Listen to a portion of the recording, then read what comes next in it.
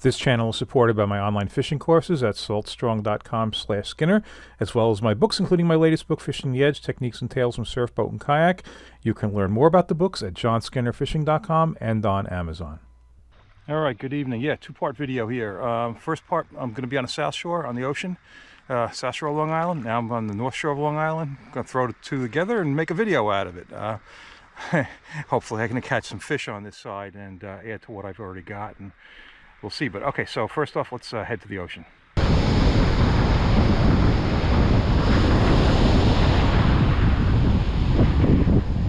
So wow, this is beautiful water. It's rough, but not, stupidly rough. It's clean.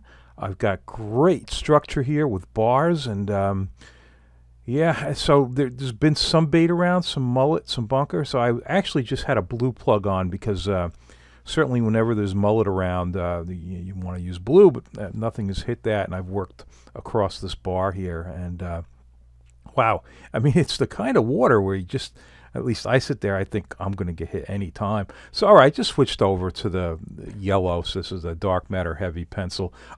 What's not really coming through on the video is that there's quite a crosswind coming from my left to right.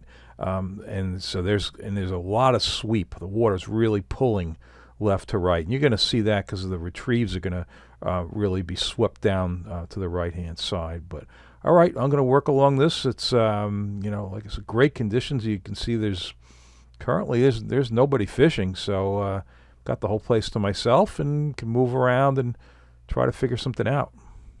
And I'll have links to all of the gear in the video description. And if you like this video, please hit the like button. If you're not already a subscriber, please subscribe and hit that notification bell.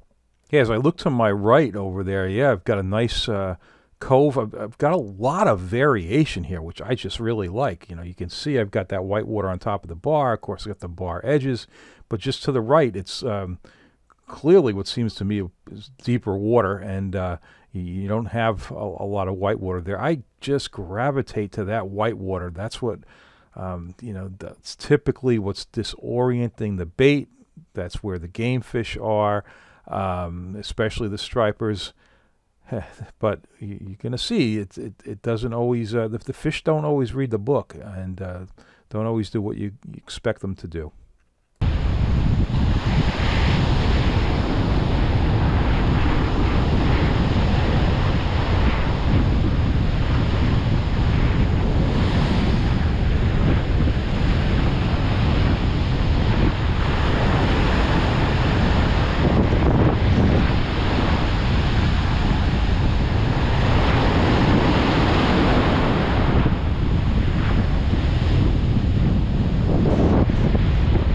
So I've had people ask you, how long do you stand in a spot before you make a move?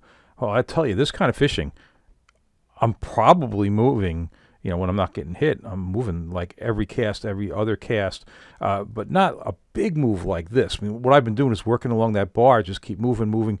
But now I want to make a substantial move. And by substantial, well, I don't know what this is, 100 feet, 200 feet. By substantial, I mean it's changing my environment in front of me. I'm getting off of the bar, off of the white water, and getting into this what I assume is deeper water. Don't have the white water there, and we'll see.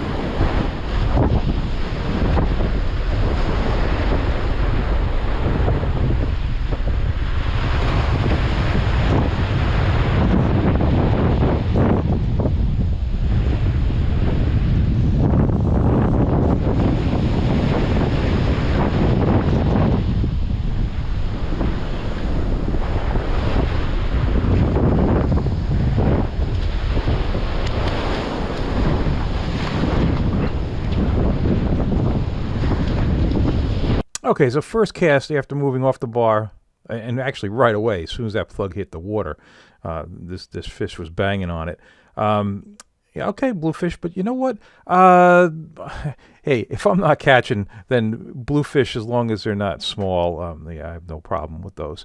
So, all right, good sign. And the other thing is, bluefish, look, if one means nothing, but if there's a few of them around, then there's probably some bait, and you could pick a striper out of it. And this is the next cast.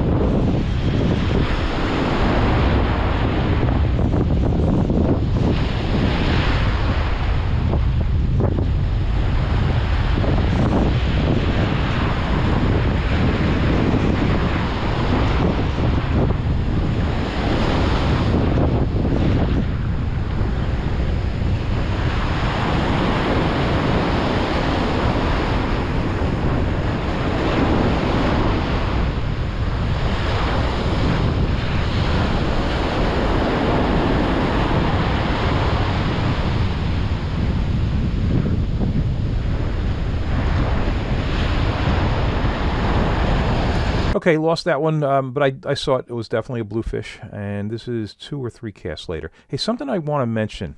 Well, look, anytime, but especially when there's mullet around, it's a little harder to do this trip because there's so much sweep going left to right, but you want to make sure you work that plug right up to the beach, because a lot of times the mullet are in really close, and that's where you're going to get the hits. On this trip, that's not how it's playing out.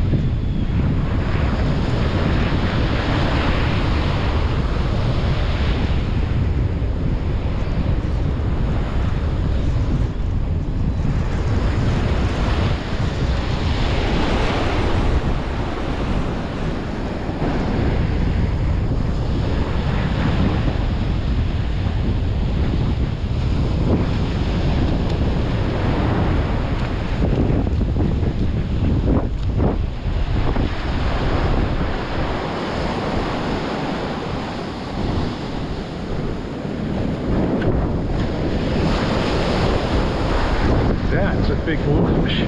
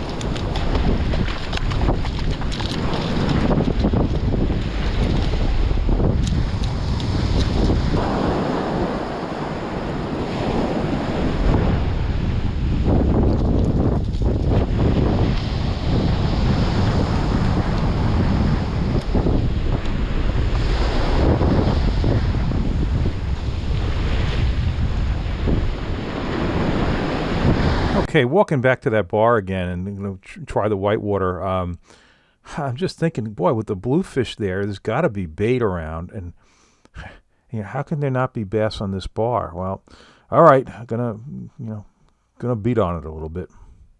It's kind of an ideal setup because I can reach the bar with the plug, and yet there's some nice trough water between the bar and the beach, and it hits that and it just tumbles in. So it's really an ideal setup. It's just hey, you have to add fish, right? And but just hoping there's one stray in there at least.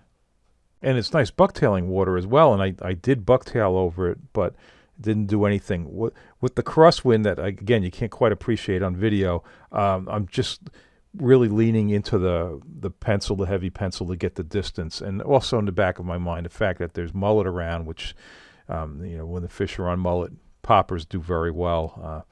But just can't seem to do anything on the bar, so gonna head back to this kind of like a cove structure. I'm really on the edge of it, and it seems to be where there's life.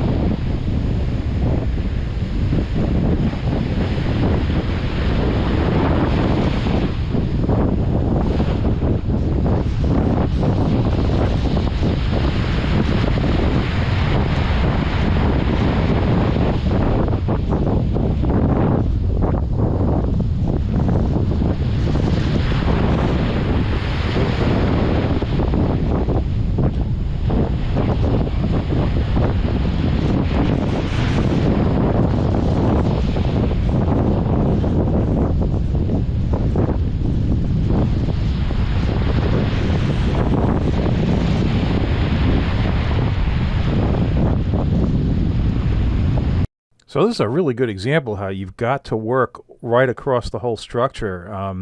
It's a typical beach structure. We've got a point, a bar, what I would call like a bowl next to it, this thing here. And you need to work across the whole thing, even if you're catching, because even if you're picking fish, you don't know. I mean, you might move 100 feet. It might be every cast. So it's hard to figure out what they're doing from day to day. So this particular day, these fish want to be in this water. Other times, many times, if not most of the time, they're going to be up in the whitewater.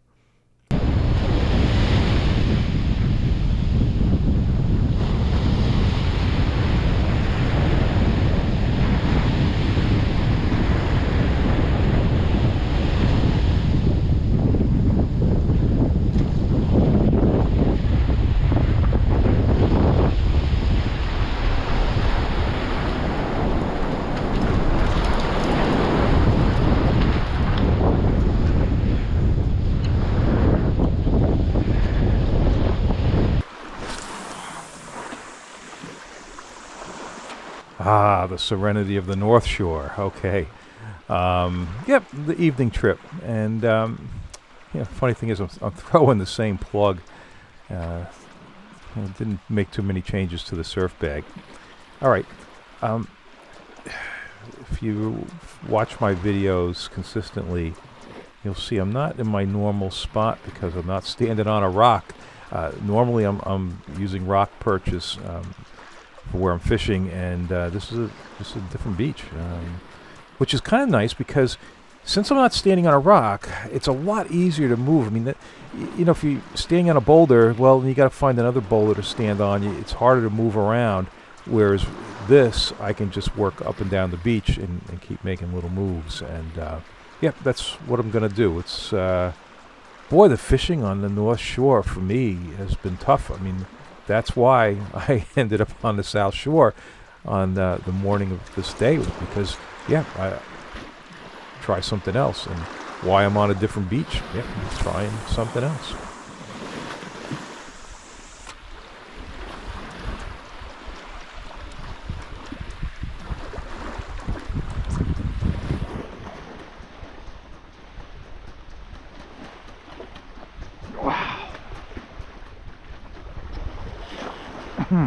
That's a big something. It's probably a big bluefish.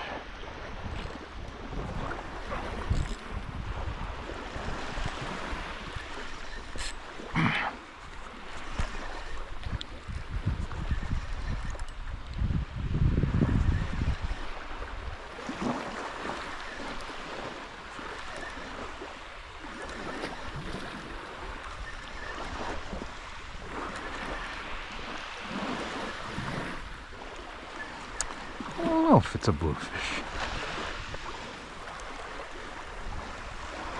It feels like a blue.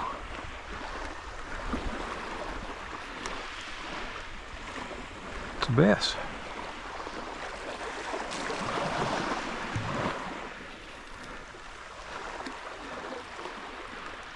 Huh.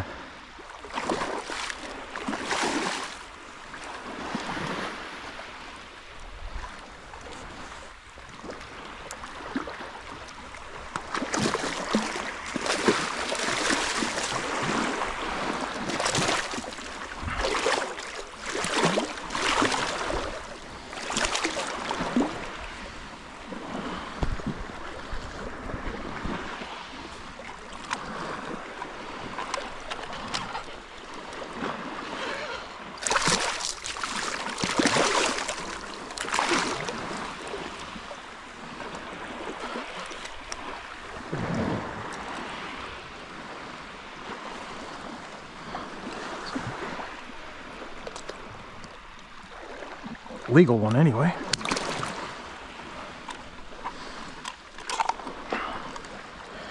Get this out of here before it causes a problem.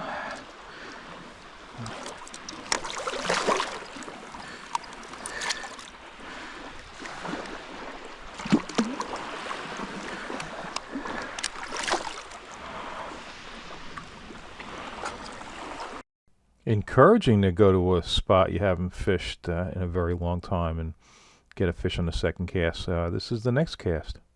And the reason I'm fishing this, I just know from charts and aerials that it's a little bit deeper here, and there's some current. So, and there are submerged rocks. It's just not giant boulders or anything.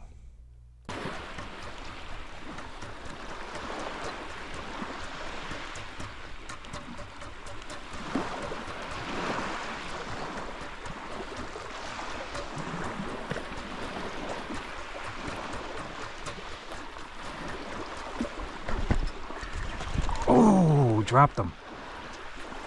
Come on.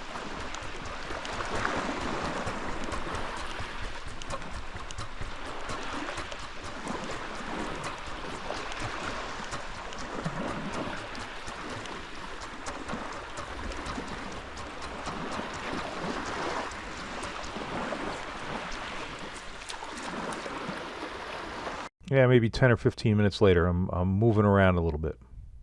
And by moving around, I mean within maybe, I don't know, 200 feet or so.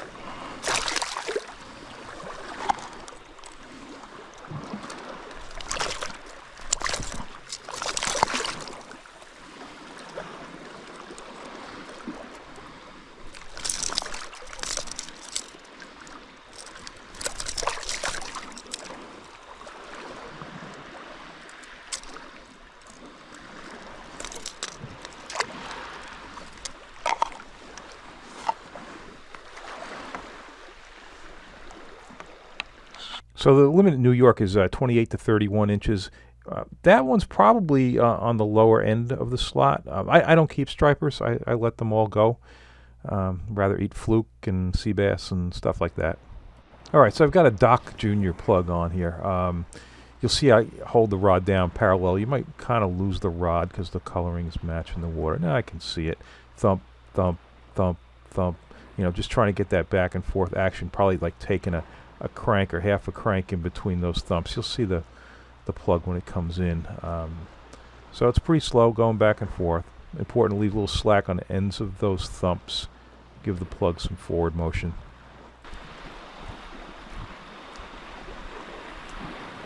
Come on.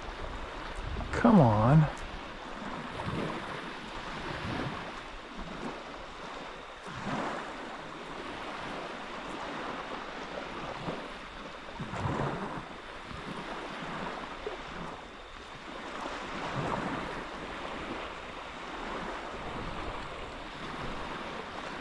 Oh.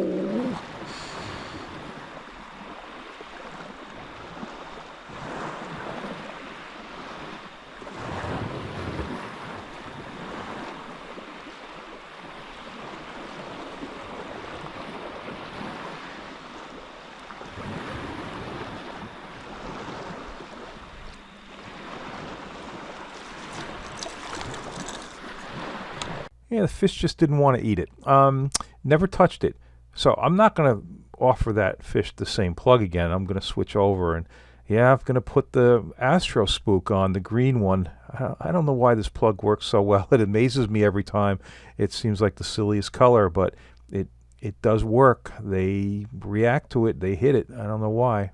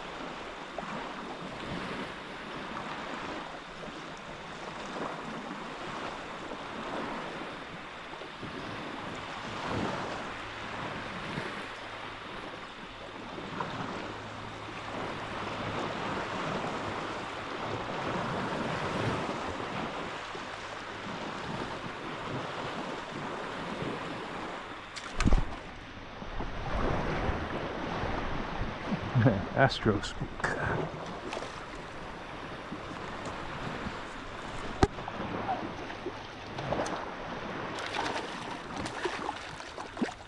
Oh, look how small this guy is. You are brave, man. How do you hit that thing? Yeah, this is a big chunky plug, and if you ever put on a large lure of any kind and wonder, well, is it too big for the fish that I'm likely to be fishing for? Here's an example, at least with stripers. Boy, you just don't have to think about it. That's a really small bass, and that's a really big plug. And yep, I don't know what the fish is thinking. Like, does it think it can eat that? But oh well. You know, hopefully the fishing picks up when it starts getting colder. I'm sure it will. Just, boy, we haven't had really anything below 55 degrees, you know. Water's still pretty warm. All right. If you like this video, please hit the like button. If you're not already a subscriber, please subscribe and hit that notification bell. Check out my online courses at saltstrong.com/Skinner. And don't forget my books, and you can learn more about the books at johnskinnerfishing.com and on Amazon.